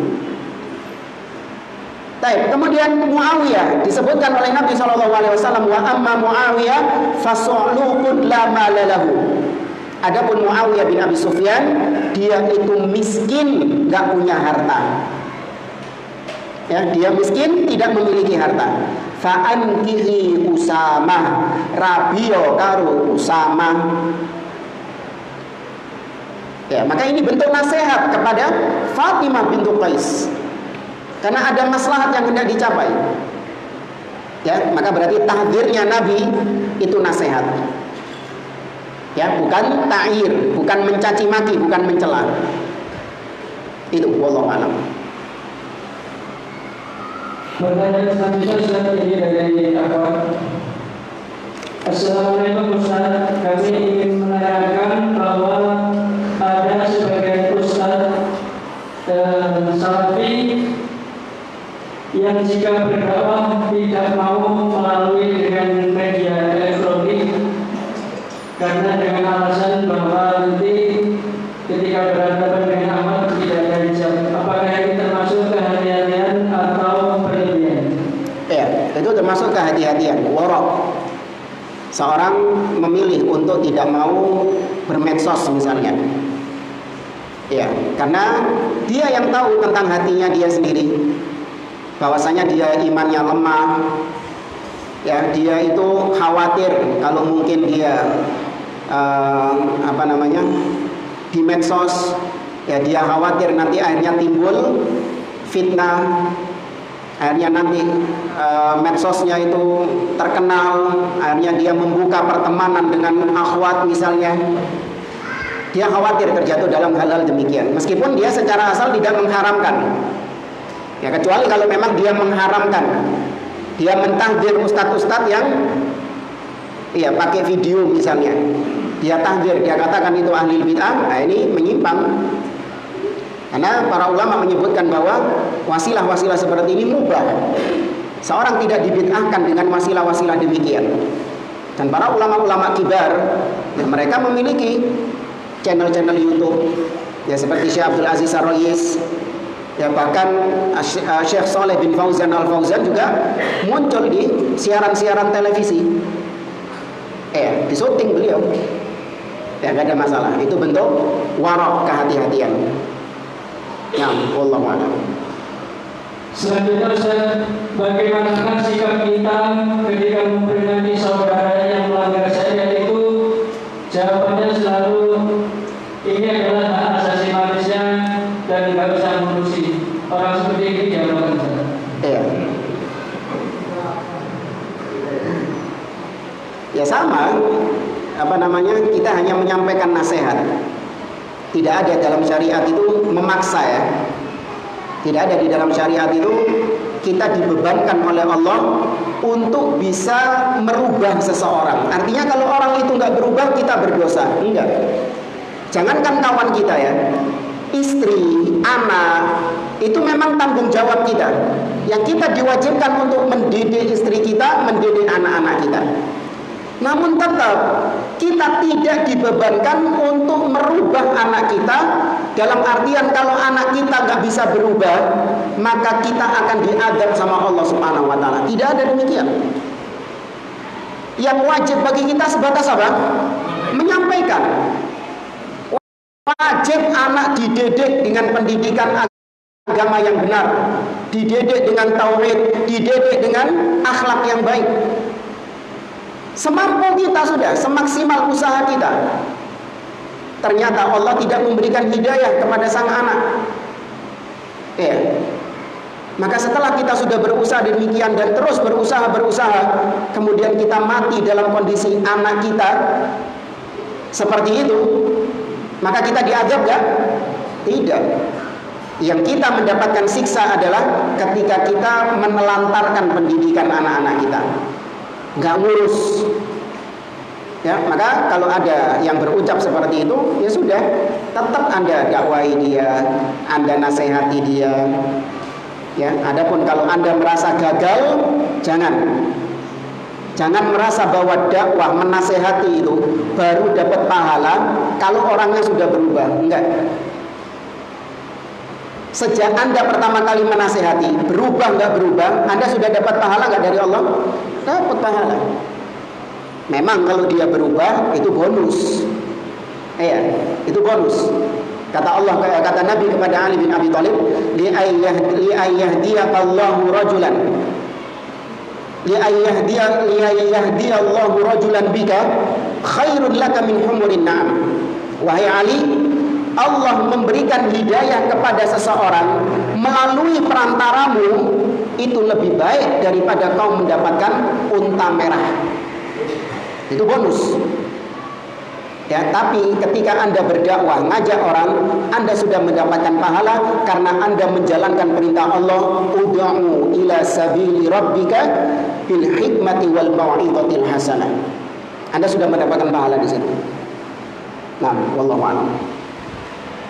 Kiranya cukup Ustaz. Ada lagi satu. Tab terakhir ya. Bagaimana dengan kesalahan ijtihad dalam masalah akidah? Seperti Imam Abu Hanifah dalam masalah iman. Apakah kesalahan ijtihad dalam masalah akidah bisa mendapatkan udzur, dan apakah seorang ustadz boleh berijtihad? Baik. Imam Abu Hanifah rahimahullah ta'ala, beliau terjatuh dalam akidah murji'atul fuqaha. Ya, akidah Murji'atil fuqaha itu adalah yaitu meyakini bahwa iman itu hanya ucapan dan perbuatan. Hanya ucapan dan keyakinan. Adapun perbuatan itu bukan termasuk bagian dari iman. Nah, Imam Abu Hanifah dan ulama-ulama yang seperti beliau itu jatuh dalam permasalahan ini. Namun para ulama setelahnya menghukumi bahwa Imam Abu Hanifah ini sudah rujuk dari akidahnya. Dan itu ditegaskan oleh para ulama seperti misalnya kitab Syarah Al-Aqidah At-Tahawiyah. Ya, Syarah Al-Aqidah At-Tahawiyah dikarang oleh Imam Ibnu Abil Is Al-Hanafi, seorang ulama Hanafiyah. Nah, di situ dinyatakan bahwa Imam Abu Hanifah rahimahullah beliau sudah meninggalkan akidah Murji'ahnya. Ya, meskipun ada sebagian ulama juga yang mengatakan tidak, Imam Abu Hanifah wafat di atas pemahaman akidah Murji'atul fuqaha. Adapun kesalahan-kesalahan ijtihad dalam masalah akidah, apakah bisa mendapatkan uzur? Kalau dia berangkat dari pemahaman salaf, dari akidah salaf, kemudian hasil yang didapatkannya itu error, maka dia diberi uzur. Kenapa diberi uzur? Karena dia berangkat dari pemahaman yang benar. Berbeda dengan kalau dia berangkat dari pemahaman yang keliru, dari pemahaman ahli bid'ah, maka meskipun benar tetap salah. Paham jamaah? Ahli bid'ah ini meskipun benar tetap tidak kita terima. Ahlus sunnah meskipun salah, kesalahan tidak kita ikuti, namun orangnya tetap kita terima. Dari mana lihatnya? Dari berangkatnya dia dari mana dulu? Konsepnya dia memahami agama ini bagaimana dulu? Saya kasih permisalan. Nah, ini kejadian nyata dulu. Atau mungkin Anda juga pernah merasakannya dulu ketika sekolah ya.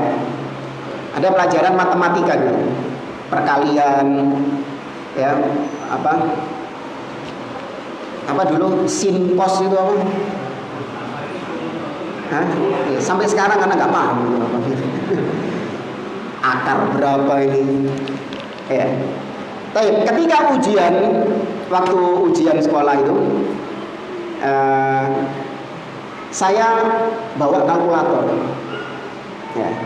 Kalkulatornya itu keren gitu, jam ya, ada jam itu.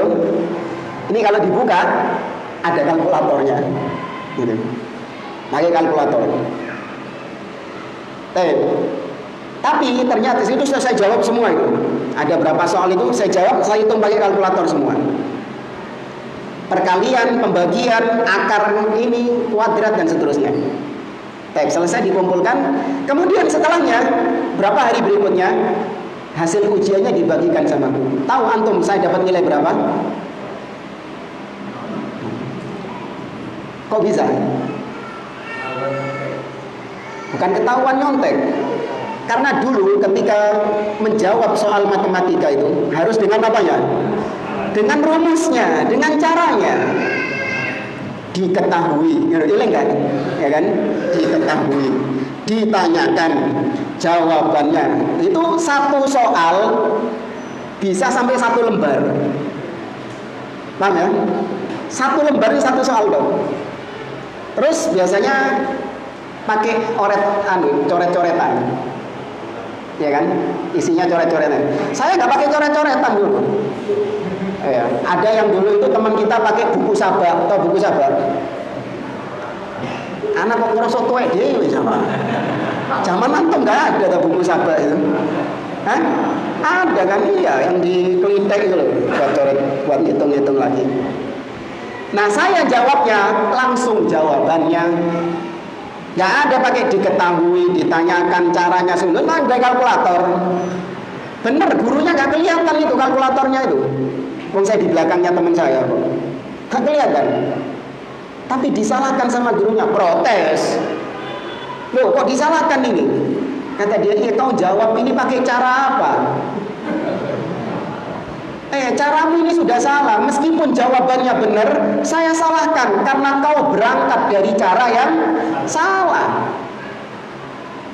Sedangkan teman saya, dia itu caranya benar. Caranya benar dia. Cuman dilihat sama gurunya itu, gara-gara dia keliru nulis angka 7 seperti angka 1. Kelirunya cuma di situ dong. Dia keliru nulis angka 7 jadi angka 1, sehingga sampai bawah salah. Hasilnya salah. Maka tetap disalahkan sama gurunya, dikasih coret merah, tapi dikasih nilai setengah. Kenapa? Caranya benar. Tuh, demikian juga antara seorang ustadz yang berangkat, ulama yang berangkat dari pemahaman yang benar, dan ustadz atau ulama yang berangkat dari pemahaman yang salah. Itu seperti itu ibaratnya. Nanti antum kembangkan sendirilah. Ya.